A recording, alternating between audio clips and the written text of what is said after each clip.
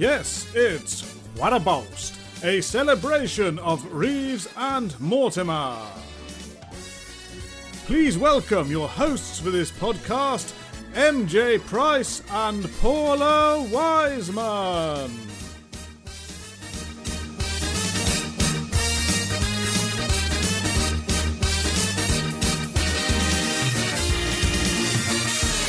Hello and welcome to Quite a Boast, a podcast dedicated to the work and genius of Vic Reeves and Bob Mortimer.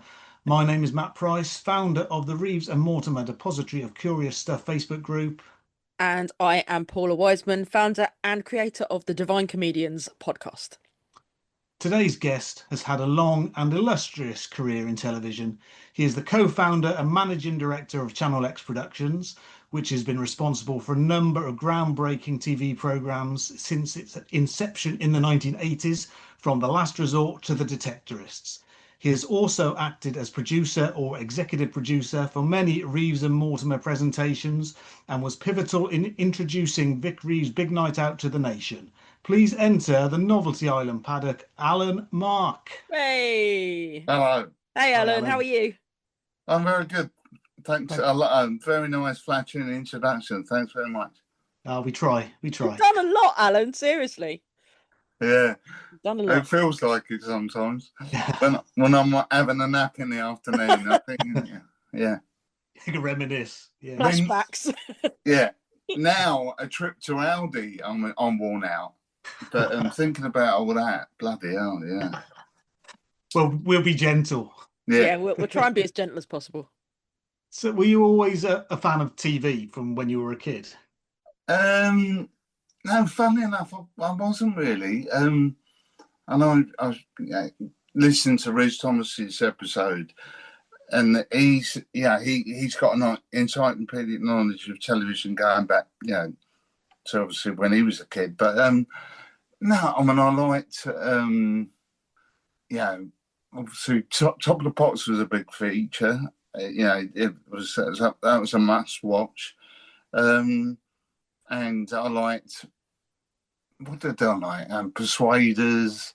There was a time travel show from the late 60s called Adam Adamant.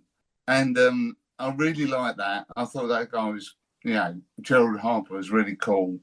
I liked the Time Tunnel, the 60s American show. But I wasn't a big fan of television. I got into TV through music. I was a mental music fan, and sort of when punk came along in the 70s, I was working in a bank, and so luckily for me, the Jam came along because you could wear smart looking clothes and a tie and then still go to a gig. And then, through being a music obsessive, I ended up very fortunate getting, working on some Channel 4 music shows in the early 80s. And then met Jonathan Ross working on Soul Train, a British version of Soul Train. And then I had been to the States to select clips of the American Soul Train for the UK version that Channel 4 made in the mid-80s. And I was, being on my own in Los Angeles, not knowing what to do, I ended up watching an awful lot of telly and going to stay out late and watching the David Letterman show. And I thought, blimey, this is, why haven't we got anything like that in England? And then talked to Jonathan about it, and he said, well, try and find a host. And then Channel 4 suggested, well, Jonathan's a funny bloke. He should, why doesn't he host a pilot? And then we did that, and then got a series. And then I think the first time we saw Jim, as Vic Reeves, was one of Jonathan's brothers told us about this guy. And he said, he's going to be appearing at a glam night club in Soho. So we went along, and Jim came out and just quite straight did like, I think I'd imagine like a Rod Stewart song, a Free song, I can't remember what song I should have written all this down, but I was there at the time. You don't think it's going to be significant. We thought, this guy, blimey, he's, got this incredible, he's funny, he's got this incredible confidence, and he wasn't like taking the piss out of the music. He was like, no, this, he's a big fan of like Free and that kind of rock, 70s rock. And then he said, oh, yeah, I'll do a night in a pub in southeast London. So I went down to see the Goldsmiths Tavern, which was where he started off, I think. And it was bizarre. Anyone who went to any of those shows was just thinking, what the hell is this? And it was, I suppose, one of the most notable things, it's very long. It was like the Springsteen of comedy. It was about, he never knew when to stop. It was like 3 hours. Oh, my God. But it was really bizarre and funny. And, and as I say, the rest is history. It's very funny. So would Bob been with him at that time as well? Yeah. I mean, he was... Bob was more on, it wasn't Reeves and Mortimer. It was Vic Reeves' Big Night Out. It's very much Jim's show. And he had this incredible innate confidence that he was Britain's top light entertainer. And you couldn't really argue with that because he kind of was straight away. The show was, like a sort of a Dada-esque variety show, just very, and there were people banded these terms, surreal, etc. So, but it truly was odd, and a lot of that must have stemmed from his sort of art school background or brief art school background. But it was, it's like no other show you'd seen. Very funny. A lot of people have commented on Jim's confidence on stage. I suppose because he never set out to have it as a career. It was performance art, as you say, and he loved his music, and he was going to get on stage and do that. And if people enjoyed it, then great. But if they didn't, he was quite happy doing it anyway. Yeah, exactly. I mean, he would be as happy performing in front of 15 people or 15,000. And Vic Reeves was a character who could be this really larger than life braggart, and I can do anything. And obviously the real Jim is much more, you see him now on doing the with Nancy, the bird shows. That's more what he's like. He's quite quiet, modest sort of fella, but Vic Reeves was an incredible invention. How many times would you have gone down there before the thought of putting on TV came to mind? Well, I'm trying to think. It went from that pub. He was already getting quite a following live, so they transferred to the Albany in Deptford, which is a sort of not sure how many people that held, but it was like a sort of municipal local authority theatre. And I suppose when in the middle of that run, it sort of felt like, this could be something on television. Channel 4 obviously was a channel that was set up to take risks. Letting that guy have a pilot wouldn't be too much of a risk. And then we were very fortunate to put the commissioned editors in entertainment at Channel 4. Like the idea of Jim. Seamus Cassidy, I think, went to see him as well first. And then they had a great line. Michael Grade came to the Albany. And Michael Grade is Mr. Entertainment. He's in his 80s. He's still involved in stuff. But he's from his background, his family were looked up, they were talent agents. And he just, after a couple of minutes of watching the Big Night Out in Deptford, Greg just said, this guy's a star. Didn't really know what the show was about or what was going on. But he said, this guy's got it, So was it a natural thing for you to produce? I mean, what kind of experience was it? Did you learn on the job? Was that how it worked? Yeah, I had zero experience of a show like that. We managed to get funding for a pilot, and working with Jonathan, who's also, a very funny bloke, very sharp, very quick-witted. I've always, my role, I just see it as an enabler. Someone's got a great idea. Let's try and help them put it on telly. Yeah. It's not like there's no sort of magic to it. I mean, the talent is the magic. You're just helping them get their idea across. There's a story I've heard a few times, but I don't know if it's been exaggerated over the years, that Michael Gray turned up on the same night as Alan Yentob turned up. And it was like a bidding war between the two, which way they're going to go to. Whether that's been blown up over the years, there was completely separate nights. Yeah, we made Yentob aware of the show, but I don't think they came on the same night. It would have been brilliant if they did. Yeah, it's a good story. Yeah, it's a great. Let's say they did come on the same night. Could have arm wrestled for it or something, Yeah. So getting a show like that from, as you say, went on like 3 hours or whatever, down to half an hour.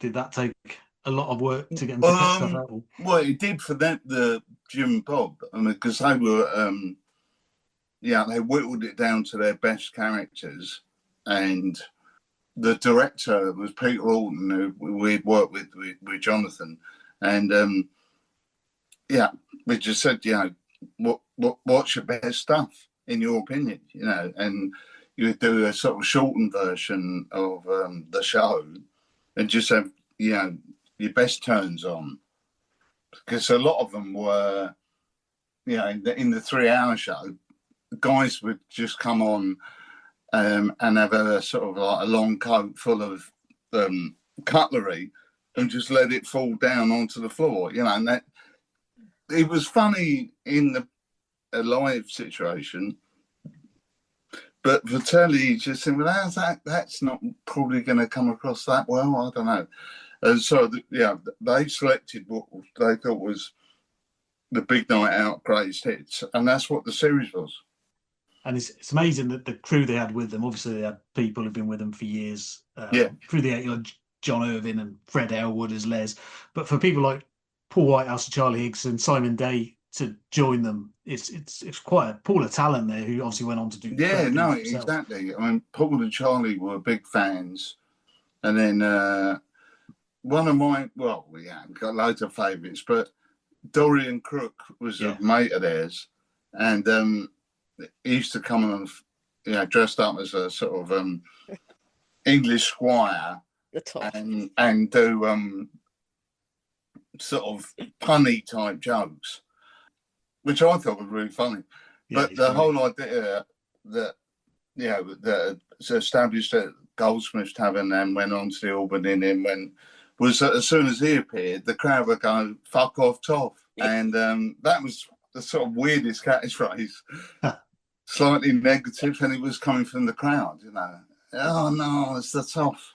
There's a story, and I think there's video on YouTube somewhere, a home video that someone made, when Jonathan had to come on once to present Vic with a check for something, and the audience adapted that catchphrase to fuck off Ross just for the night. Yeah. I mean, but Jonathan, in the early days, was a massive champion. Got Jim on to the last resort doing something. I can't remember what it was now. And he'd been on the Tube, hadn't he? Yeah, Jim. Yeah. Done it like a quiz or something. Suspended on a wire. Yeah. Which occurred, years later with their attempt at doing a primetime game show, Families at War. Which, of course. Very funny. Maybe, the UK wasn't quite ready for it. I don't know. But one of the funniest things I'm sort of thinking back of, my time with them was seeing Leo Sayer fall off of a running machine and go underneath a crash mat. I mean, absolutely priceless. That's gold, isn't it? Yeah. Yeah. But Leo say a really good sport, just got up, brushed himself off. Yeah, fine, whatever, you know. Yeah. These things happen. You've done a lot of shows. Obviously, we'll work our way through them throughout the 90s with Vic and Bob. Sometimes you're credited as producer, sometimes as executive producer. For those of us not in the biz, what's the main difference? Yeah, what's the difference? Yeah. It's degrees of laziness, I would imagine. It's a producer's much more hands-on, every day involved with every bit, of the production, and running the budget and making sure the crew are happy, and etc. etc. Exec producer is a layer above that, and the producer talks to the exec about any issues that he's got, he or her. We were like busy in the 90s doing lots of things, so I was across a few shows. So if you weren't exclusively on something, you would be an exec producer, and if you were the sole producer, that the show you're working on will be the only show you're working on. Yeah, right, okay, great, thank you. Learn something new every day. Yeah, well, you don't ask the questions you don't know, do you? I know, exactly. So when they moved to the BBC, was it automatic that Channel X would take that show as well, or did they try and Yeah, it was the very early days of independence working for the BBC. So it wasn't automatic, but it was kind of seen as we were like a package kind of thing. And I can't remember there being a discussion that we wouldn't be involved. But they probably, I bet the BBC would have preferred to have done it in-house. Would have been a lot easier for them, probably. I don't know. But yeah, we were made very welcome by the Beeb. We went to, when we first started making shows for them, the head of entertainment was actually a guy called Jim Moyer, who was really larger than life, quite big fella, made, he worked on the Two Ronnies and massive shows. But he made everyone feel very, very welcome. We loved his office because it was like a throwback. Shag pile carpets and sort of 70s smoked glass furniture. It was brilliant, and in an incredible drinks cabinet. And I thought, this is show business. When you watch The Smell, I think obviously it's not the raw form that The Big Night Out was on Channel 4, and it's a bigger budget thrown out, a lot of sketches to film on location, more cast, etc. But it's not exactly gone mainstream, is it? I mean, it's probably more bizarre than Big Night Out, I think.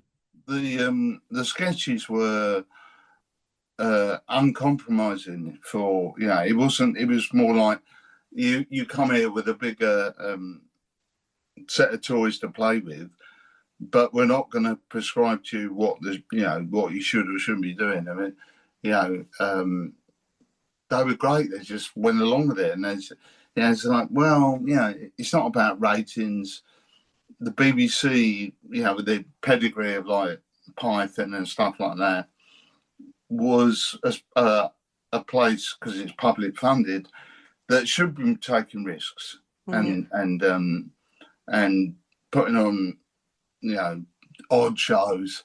I mean, like a lot of Spike Milligan's output was pretty strange, borderline racist, but I mean, those lucky enough to have seen Curry and Chips would be slightly bemused if in the modern times, but no, the Beeb were great. I mean, my experience with Reeves Mortimer was that everybody just wanted to encourage their thing, and some didn't really get it, but they just admired the sort of gusto that was, and the energy involved, and the even from an art point of view, it was almost like watching a piece of art. It was, Yeah. Yeah, I suppose there would be a bigger budget. Obviously, moving to the BBC, they'd have a bit more freedom. Yeah, and it was a very, very different show. I mean, Big Night Out was a live show. Obviously, the television version was trying to capture what it was like live. And the Smell of was a bizarre sketch show, I suppose. That's what everyone would have thought. With a nod to Morecambe Wise, Two Ronnies, that kind of pedigree, but with a lot of Reeves Mortimer style humour in it. I suppose it would have made a lot of sense, obviously, going to the BBC to get that viewership as well. Obviously, back in the day, there would have been, obviously it's not going to be what they would have had, say, in the 70s and the 80s, but you know, the viewership was still there with the BBC in those days. Yeah, absolutely. Yeah, I mean, it was. I don't think those shows rated brilliantly. I mean, Shooting Stars was when they sort of took off as a household name because it was on the same night as Friends. It was Friends was at 9:00, and then Shooting Stars. You turn over to watch Shooting Stars, and so it was just one of those strokes of light. One of the most long-running famous sitcoms was on at that time. Because move on to Shooting Stars. Obviously started as a pilot, was on the Christmas Night with the Stars that Vic and Bob. Yeah, it was. No, not Christmas Night with the Stars. Sorry, A Home with Vic and Bob. I mean, A Home with Vic and Bob, which I only saw as a punter watching it at home and saw bits of it, that sort of stood out as, that could be something. And then I remember having a conversation with who was then the head of entertainment, a guy called David Liderman, who had been at Granada and then went to BBC for a bit. And he was saying, do you think this could be a thing?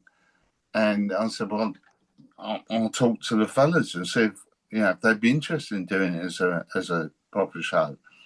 And I hadn't been involved in the pilot at all. Not on the night bit. I was just a fan watching it at home. It's a very, that was such a good fun time. Well, working with them it was always fun.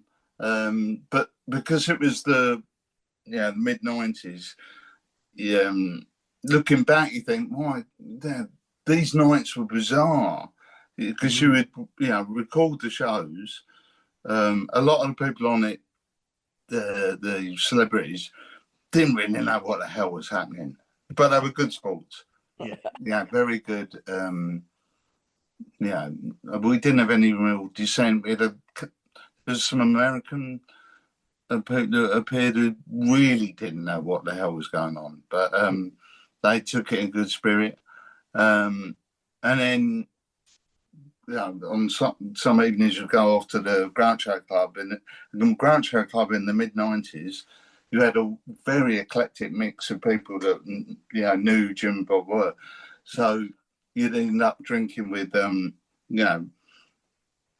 Damien Hirst, Alex from Blur, Jarvis Cocker. And then at the time you just thought, well, this is just normal. But now looking back you think, no, there's a special time.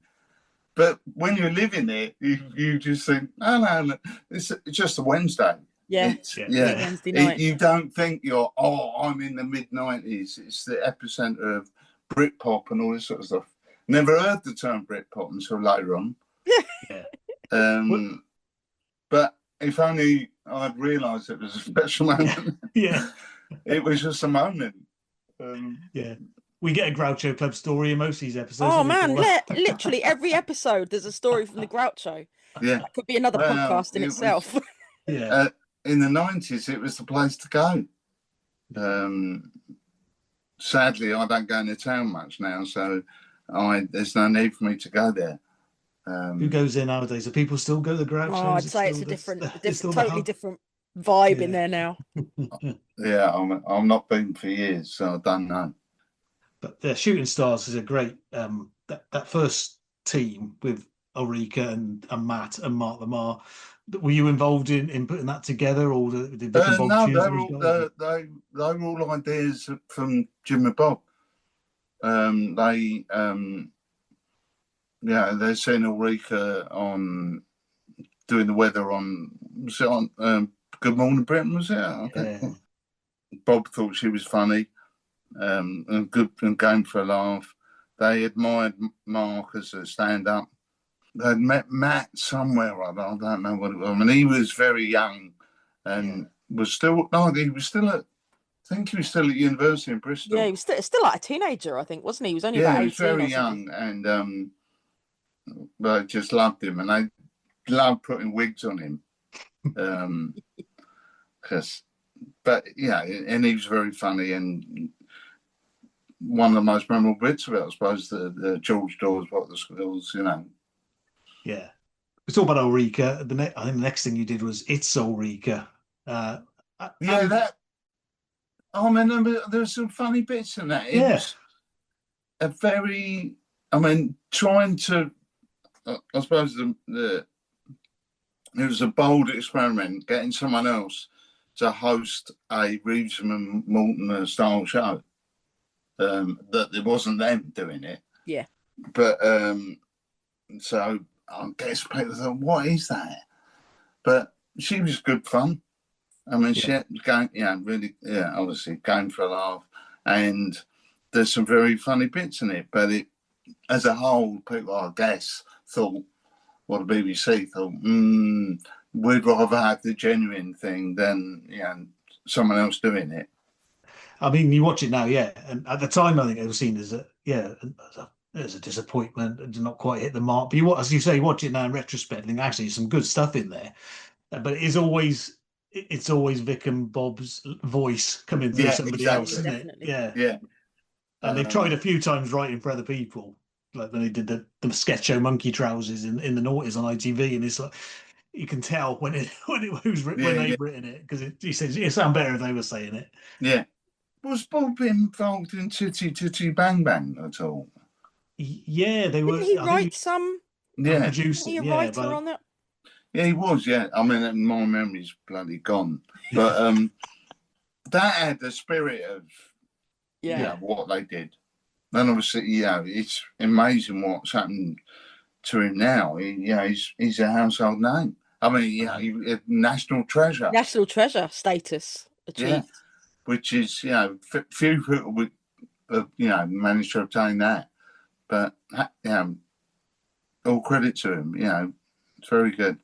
When the boys were touring, obviously they were doing all these different tours and stuff. Did you ever go out on the road with them or go to any of the live shows? Yeah, we were involved in booking the guests for the first Shooting Stars live tour. And I went to some of the nights, which were very funny and very odd.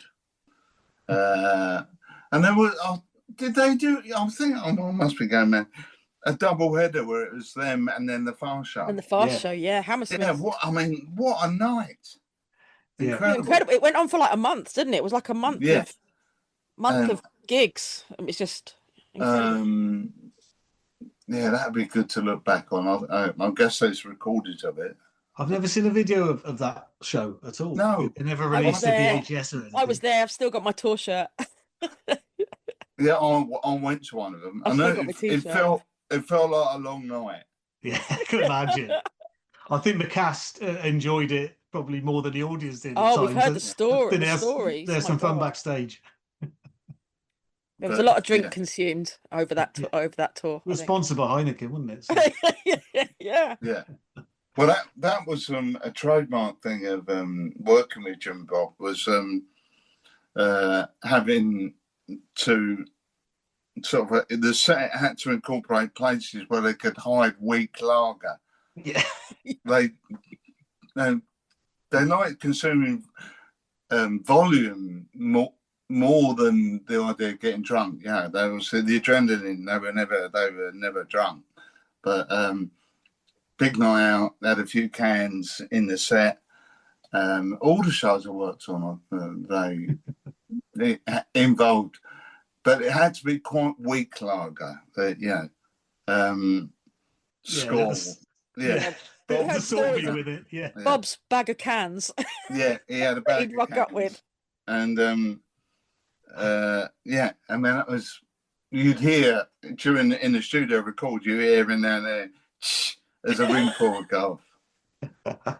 And but that was part of the thing. I think, like the American guests and shooting stars couldn't believe these people were drinking on set.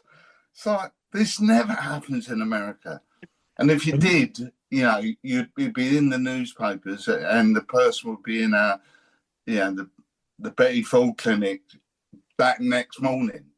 Yeah. Whereas in England, the BBC's got a bar. Come in and go and have a drink at lunchtime. I've been watching the old 1970s show Joker's Wild, which is on Rewind TV. Every comic on there is smoking. Constantly smoking. And of course, bigger Bobby drinking. You can't imagine anyone smoking or drinking on telly nowadays. I was a fan. I've not seen it for decades, but the comedians. That was a funny show. And then the sort of spin-off they did, the Wheel Tappers and Shunters Club. Yeah. And that was just a fog of smoke and people, it was reflecting a night out in a sort of northern club. Great fun. Felt like you were there. Yeah. They filmed Families of War next. As you say, you don't know whether the Saturday evening TV audience was quite ready for yes. Well, he went on very early on a Saturday evening. I think it started even before 6.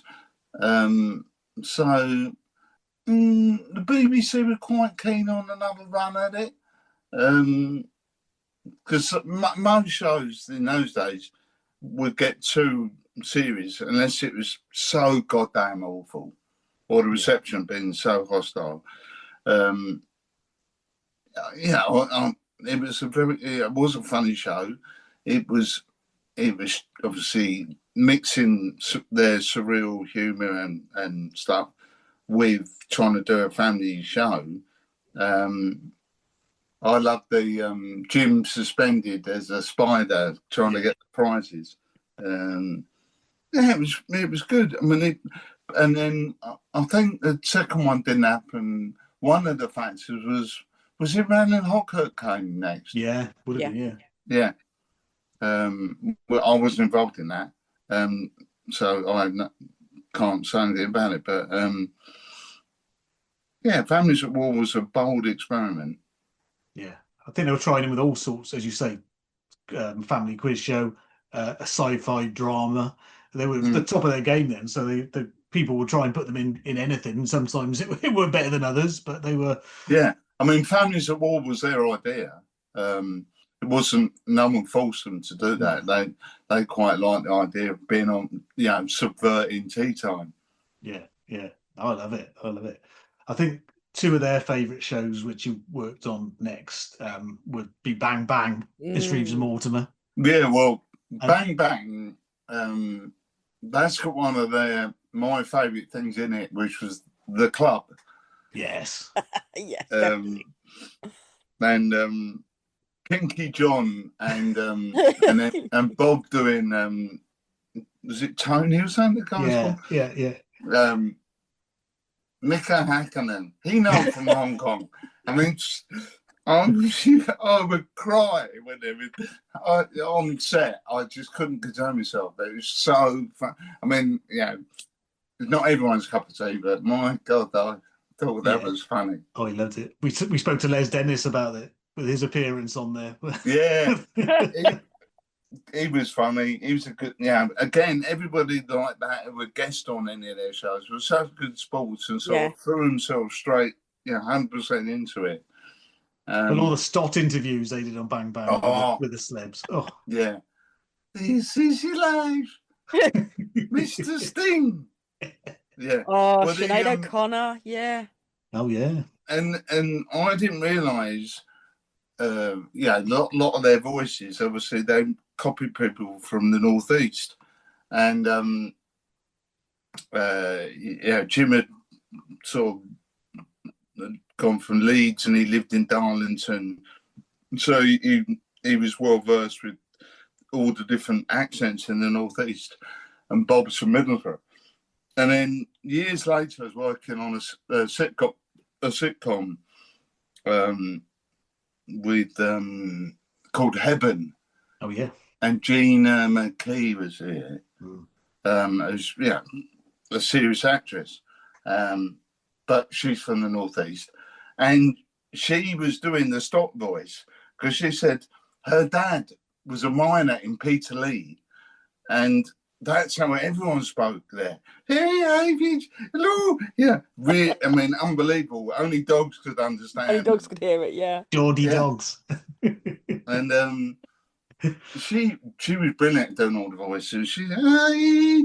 Yeah, and I said, yeah, that's the Stotts. Because I just thought it was something they made up. But yeah, the Stott interviews, priceless. Yeah. And the other show, which they also say is one of their favourites, which featuring characters from the club, was Catterick, which came after that, which is great. They got, I'm trying to remember they got a commitment from the BBC to do another sort of, like Bang Bang, Smell of type of thing. And they didn't have any ideas. They had ideas, but then they'd written a screenplay for Working Title or something like that. And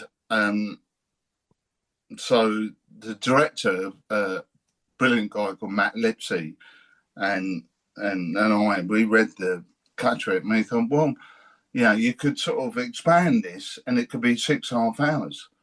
And the storyline of trying to find the long lost son. And it's a fabulous piece of work. I haven't watched it probably since then, so I don't know where it stands up now. But it was brilliant fun to work on. I mean, and Reese Shearsmith was what a cast, yeah. Yeah, brilliant, a very good cast.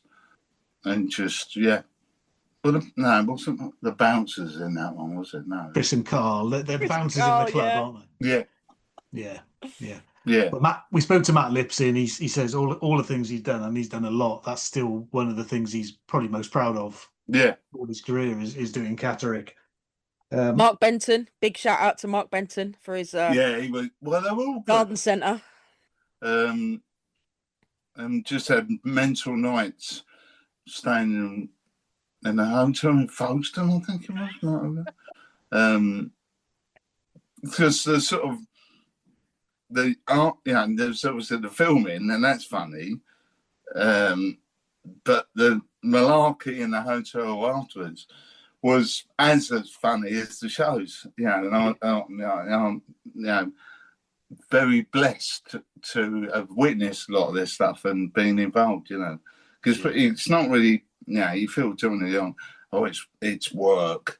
Well, it is work, but it's not work as you know it, kind of thing. It's what you enjoy. Yeah, but you're obviously very passionate about what you do. Yeah, we've only ever really worked on things that really believed in. It's like with Mackenzie. Bob was a big fan of Mackenzie Crook live.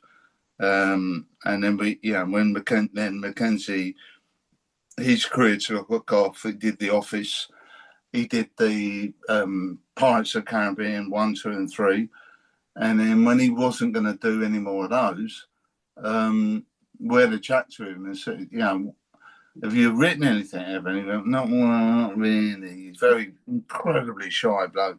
And he said, oh, I've got these two characters that he wrote. He had them in a notebook, and he said they don't really do anything. It just, talk.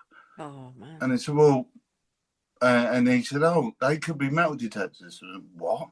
He said, well, he bought one something to do with his son, and I said, well, can't you write that down? Yeah, write it out as a script, or the setup, and then encourage him to introduce other characters. And Toby was on board from the beginning. Anyway, yes, going back was very passionate about everything it was, but I've been very lucky with the people we work with, And you mentioned Hebburn earlier, was I think the last time you worked with Jim. Jim was great. Great, really good. Yeah. I mean, it's an episode or a few episodes. Yeah, he has a stroke, and it's phenomenal. And he was fantastic.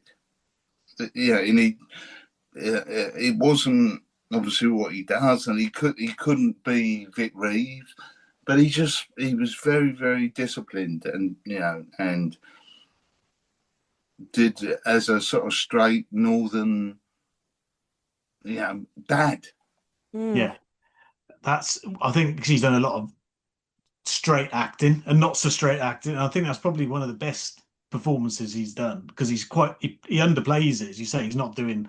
Yeah, he's happy for other people to get the laughs. He's not. And that sort of tone he set himself. Because he was seeing what all the others were doing, and it's not in front of an audience. It was shot, single camera on a sound stage. There's some location stuff up in Hebburn, and he just took the sort of level from all the other actors. Right, I'm not going to shout and sort of prance around and break into all right now. I'll just, I'll tone it down. He was really good, and he would diligently stay in the evenings and learn his lines, and he was brilliant. Yeah, I mean, Jim can do what the hell he likes, but he does his art now, which is his main priority, and his bird watching. And obviously we want him to do more Vic and Bob stuff, but just it'd be great if you could do some more straight acting stuff, because as he's getting older, I think he gets some great roles. Yeah, I mean, I've not spoken to him about that, and I've not spoken to either of them for a long time. No, he did Coronation Street, didn't he, for a little while? Did he? Yeah, he was in it for a bit. Yeah. Because he was him and Nancy are huge fans, aren't they, of Coronation Street? Right. And I think they were saying at one point that they recorded episodes to watch, and they'd have like they'd watch all these episodes back to back of Corrie, and he was in that for a little while, I think, which is a big thing for him. Yeah, no, I don't keep up with soaps, so I've not seen. No. I'm not really. I watched Coronation Street when I was a kid, and I liked the characters then, because it was like a comedy. Yeah. Back in the day, in the 60s, 70s, a very funny show. And now, whenever I see trailers for any of the soaps, EastEnders is different, because that's just a lot of a sort of fantasy idea of the East End. People shouting. With a lot of shouting. A lot of shouting in the pub. And then the other shows, they just are like a lot of scantily clad women. Yeah, Emmerdale's gotten quite raunchy, I think, over the last. It's a sort of TikTokization of everything. It's like, no. They're all either having affairs, or they're serial killers. Yeah, It's a long way from Ina Sharple, isn't it? Well, and then maybe that's what the world's become. Yeah. People who want to murder Sabrina Carpenter. No, I don't. I've got nothing against any of these people. I certainly wouldn't want to encourage anyone to murder her. But, it's a different world. Well, how did we get onto that? I can't remember. Oh, Jim was in Corrie. That's right. Yeah, Jim was in Corrie. Yeah, Jim was in Corrie. But I absolutely like Detectorists. I mean, I don't think anybody realised how big Detectorists was gonna be. Just everyone totally fell in love with it.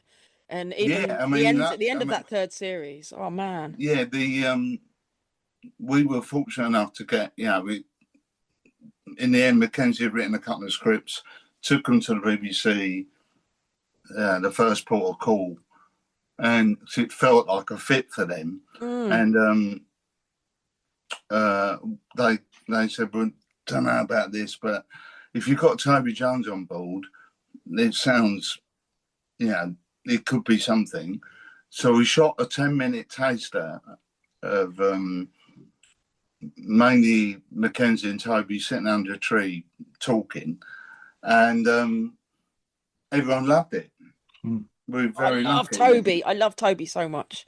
He's And just such a yeah, versatile. He's so incredible. yeah, and it was just an incredible piece of work, Yeah. I mean, Channel X, you've done some great stuff in recent-ish years. Home, I was a big fan of. That's a that was a good show. I mean, you'd be we'd be torn apart by Farage or people like that now for champion an asylum seeker, but it was again the tone of that is just like he's obviously funny, he's got jokes in, but it felt like real life. Not that I have any experience of knowing what a Syrian thinks, but the actor was brilliant, and he was he's actually from Morocco, and he learned Syrian Arabic. Wow. Because all Arabic's got loads of different dialects, so a guy from Morocco doesn't understand what a Syrian's saying particularly well. But he really got into the part, Yusuf, and he's now ended up being in all sorts of things. I mean, mainly, like third ISIS thug on the right sort of thing, but unfortunately, that's typecasting. Yeah, no, but again, slightly unrelated. But you work with Penn and Teller. I mean, what were they like to work with? We talk about the Americans. The attention to detail was phenomenal. Teller in the show doesn't talk. Yeah, but he does a lot of the talking as when you're dealing with them. And Penn has this amazing, sort of like Jim Moyer, Vic Reeves like confidence, in spades. That what they're doing is, their shtick was debunking magic. Yeah. But also at the same time doing stuff that's like, oh wow, how do you do that? We saw them. They were on Jonathan's show a couple of times, and we said, "Would you do a series of all your best bits?" And because it's just for Channel 4 in the UK initially, they didn't. They went, because they didn't really want to do that because it would blow all their material, But they were great to work with, and like I said before, our role is to be an enabler, someone, you see someone who's really good and you want them to have a go at being on telly, and because Penn and Teller have been on talk shows hundreds of times just doing one bit, coming on as a guest, do a thing, and then one of the oddest experiences was it wasn't on their actual series, The Unpleasant World of Penn and Teller, the Channel 4 thing, but they were on one of Jonathan's shows, 1 Hour with Jonathan Ross, and they did a trick where they pretend to pop your eye out, and it's done with a little milk thing. Oh yeah, the creamer, and so he said, right, who's the guest on who are the other guests on that episode? And they went, well, Naomi Campbell, if she turns up, so we'll do it with her. And really? I'm not sure about that. Anyway, she turned up really late, and they said, look, would you take part in a trick? And she said, yeah, if you're not going to make a fool of me. No. It's not on you. She was fine, though. Yeah. But everyone was scared of her, apart from Penn. She's got an incredible presence about her. Doesn't suffer fools. Yeah, one of these, you don't mess with her. No. Good South London character. Yeah. Another recently show that my kids were a big fan of was So Awkward. Yeah.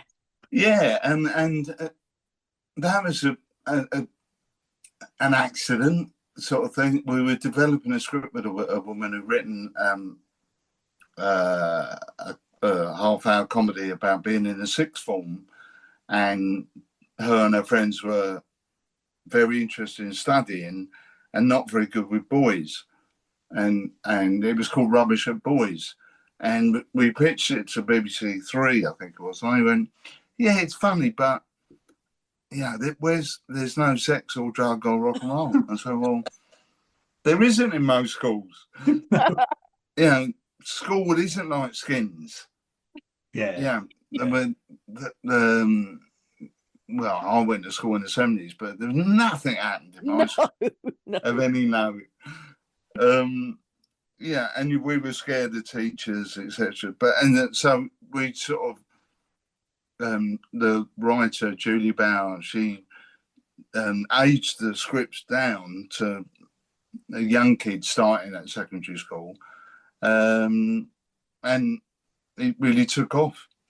Yeah, they loved it, my boys. Yeah, and running a while. It's we ended up making about 120 episodes. Wow. So it's in that respect, it's the most successful thing I've been involved in. But it's that's crazy though, isn't it? When you look back at all you've done and you've achieved over the years, it's crazy to contemplate. Yeah, the industry itself, obviously, last resort, Vickery's Big Night Out. Sometimes you could, I'm sure you're flying by the seat of your pants making those to what it is nowadays. It's a smooth machine. How's it changed for you? Well, I don't. I mean, I'm not involved now, but in the last Soulwood series was last summer, so not this summer. So this is the first year I've not really had anything particularly to do, and I know it sounds different. It's an old duffer going, looking back, but I would think it's less fun now. And I even like youngsters don't seem to have as much fun. Because you sort of everything sort of quite worked out in advance. Right, doing this and doing that. They've got a diary on their phone. Pre-phone existence was such a laugh. Because you go somewhere, you just hope someone will be there you might know. Yeah. And you have a few drinks, you'll have a laugh. Yeah. Now it's I don't know. Everything's very controlled now, isn't it? Very controlled. And because of social media, it's a lot of pressure. And I guess in TV, obviously you've got so many outlets now with different streaming services. You would think that would mean you could get more experimental stuff out there, but they're all fighting for viewership. The same thing. They're all copying each other. If something's a success, you'll see a few facsimiles of that. Copies of it in a couple of years. So anyone who wants to do something really outrageous or original, they'll stick it on YouTube or something instead. Yeah, and a lot of comedy is on YouTube now, and lots of you see posters for a tour, and I go, who the hell's that? And he's a YouTube stand-up. Yeah. It's incredible. Whereas you used to have to be, get on TV, or you'd be on, the big break used to be live at the Apollo, which helped so many people along the way. I don't know. No, I'm so glad that things played out the way they did. Do you know what I mean? There were obviously meant to work out. Like, do you know what I mean? If Jim had been doing what he was doing now, Yeah, it would be. Well, he would still be doing it if he. yeah, he'd be doing it. But you kind of wonder, But you know, We'll he, make a job out yeah, of it, yeah. Make he some money mm, out of it. well, there was only 4 channels, so Mm. you get a lot, good or bad, you get a lot of attention, and also I think people, this sort of polarization of thought about everything. Everything's very black and white. I'm right, you're wrong. yeah, In those days, there was a lot more tolerance to, oh yeah, that's mm, fun, that's interesting. They wouldn't make a snap judgment and go, no, he's shit. Yeah. Or, he must have gone to Israel at one point in his life. So we hate him. yeah.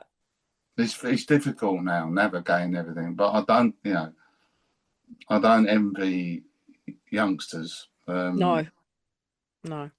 But Well, I won't bore people with going, oh yeah, in the 90s, I was in the Groucho with Damien Hirst and blah, blah, blah.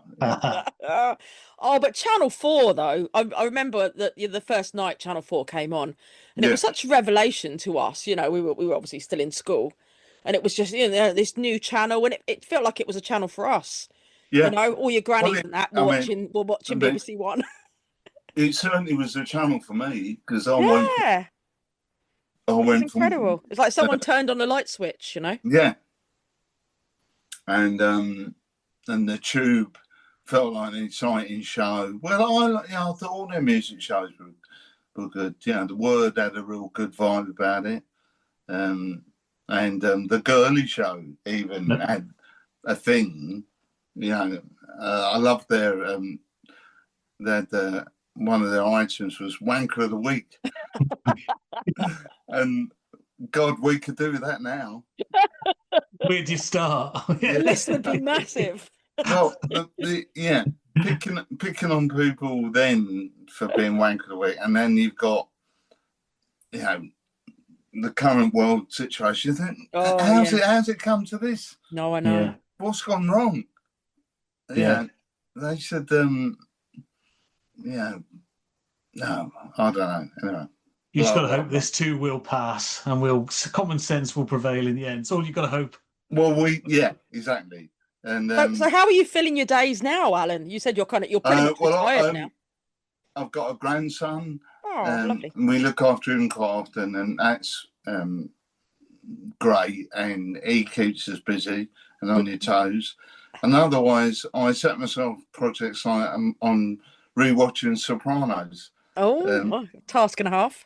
He's a task and a half, but I'm really enjoying it. It's and it's so much other stuff on, and so much noise. You just I don't know what to watch, So that I'll watch an old show because I vaguely remember seeing that on Channel 4 when it came out, but I didn't watch it every week, and I couldn't say I was a big fan or an expert on it, and now I'm really enjoying it. No, the old stuff's. Me and my dad watch old episodes of the A-Team, so Yeah. You can binge watch it all now in one fast. Yeah, it's fantastic. Yeah. And Sopranos, grandson. I'm not. I'm a football fan, but I'm not keen on the way football's going. It's just purely money and then VAR and all that. It's just it's lost any semblance of being a Corinthian sport now. It's just purely money. Yeah, definitely. Seeing Grimsby beat Man United the other week was deep joy because that was like a throwback to muddy pitches of the 70s. Come up and watch Hereford with me, Alan. It hasn't changed much up here. Yeah, well, I remember seeing Hereford a few times in the early 70s because I supported a non-league team, and there was an incredible football legend that played for them for a little while, a guy called John Charles. Yeah. And just the guy was a mountain. Yeah. And he played in Italy, and he's like a legend. Yeah. But sorry, Paula, we've lost you now. No, it's all good. I'm thinking. This has now got me thinking about Saturday afternoon wrestling. Yeah. Big Daddy and giant haystacks. You know. the being fortunate enough to be a kid in the 70s and be able to watch World of Sport and Grandstand. Yeah. And you watch the weirdest things. I loved the wrestling. Obviously, who wouldn't? Yeah. There was blokes on motorbikes, scrambling. Yeah, motocross and all that. Yeah. Motocross. So there's guys riding bikes through mud. And it's all, that would never be on telly now. Oh, Evel Knievel. Everyone wanted the stunt bikes at Christmas, you know. Yeah, and I was a big fan of Power Cuts. This has turned into one of those I Love the 1970s episodes. Yeah, but let's forget it now. But anyway, it was a golden age. Yeah, we're well, I just hope that youngsters now can have as much fun as we did. Definitely. Yeah, with discovering Party Sevens. And, well, the golden age for me was early 90s. So early 90s, yeah. Vickery's big night out. So thanks so much, Alan, for your part in that. And thanks for joining us for this. That was quite a boast. Cheers, Alan. Thank you so much. Cheers, yeah. Well, it was a pleasure spending time with you. Thank you all for listening to this edition of Quite a Boast. Special thanks to Matt Lucas for permission to use the Peanuts music as our theme tune, and thanks to Ed Lewis for this edit. Thank you to Jake Chesham for permission to use the photo from his 1995 shoot of Jim and Bob in our various online locations for the podcast. And of course, thank you very much to Jim Moyer and Bob Mortimer, without whom this podcast, well, it just wouldn't exist, would it? Remember to check out Paula's Divine Comedians podcast as well, and to join the Reeves Mortimer Depository of Curious Stuff Facebook group. And I think you'll agree that really was a lot of fun. Goodbye.